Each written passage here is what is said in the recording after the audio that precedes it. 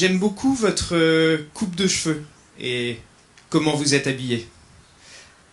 Ce genre de remarque, pour 93% des femmes, dans le cadre du travail, amoindrit leur sentiment d'efficacité personnelle. Ces chiffres, conséquences dans l'entreprise, désengagement, absentéisme, baisse de la productivité. C'est terrible pour l'entreprise. 80% des femmes considèrent que travailler dans un environnement sexiste aurait un impact négatif sur leur santé. 80% des femmes sont régulièrement confrontées au sexisme dans le cadre de leur entreprise. Ces chiffres viennent de la plus grande enquête jamais réalisée auprès de 15 000 cadres du CAC 40.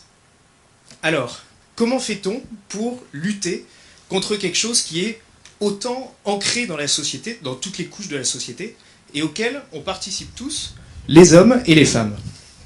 Donc notre solution, c'est d'utiliser ce casque de réalité virtuelle.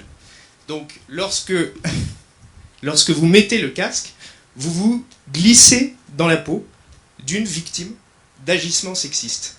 Et donc, au lieu de vous expliquer ce que c'est le sexisme, on vous propose de le vivre et de s'appuyer sur les émotions, sur ce vécu émotionnel, pour nommer, expliquer et donner des clés, conseils pratiques sur comment désamorcer ce genre de situation. Cette solution fonctionne sur tous les casques de réalité virtuelle, excusez-moi, je le pose là, et smartphones, et elle est aujourd'hui commercialisée auprès de la CGT, du MEDEF, de la SNCF et d'Yves Rocher. Nous souhaitons aller plus loin et développer un catalogue d'expériences immersives sur étagère sur les sujets du bien-être en entreprise et du savoir-être.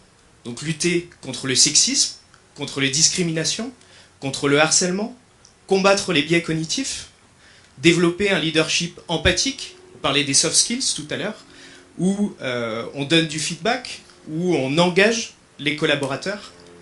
Notre marché, c'est celui du e-learning et de la formation professionnelle. On estime en 2023 à plus de 200 millions d'euros le marché de la formation professionnelle en réalité virtuelle.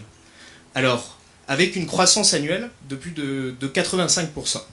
Alors nous, notre volonté, ce n'est pas de devenir le Netflix de la formation professionnelle en réalité virtuelle, de s'éparpiller, c'est plutôt de se concentrer sur le bien-être et le leadership, avec des contenus haut de gamme et des services clés en main. Aujourd'hui, déjà, nous travaillons avec des docteurs en psychologie cognitive sur l'impact émotionnel de nos contenus, et nous souhaitons aller plus loin avec un programme de R&D pour pouvoir mesurer en temps réel l'émotion des utilisateurs lorsqu'ils ont nos contenus. Imaginez une intelligence artificielle capable d'entraîner le sentiment d'empathie des utilisateurs. Aujourd'hui, je ne me suis pas présenté, je suis Guillaume Clerc, le fondateur de Reverto. Je viens de la production audiovisuelle et des contenus. Mon associé opérationnel, Manon Brunchet, qui n'a pas pu venir, qui n'est pas là aujourd'hui, est une commerciale, business developer, qui travaillait sur le marché des RH et des risques psychosociaux.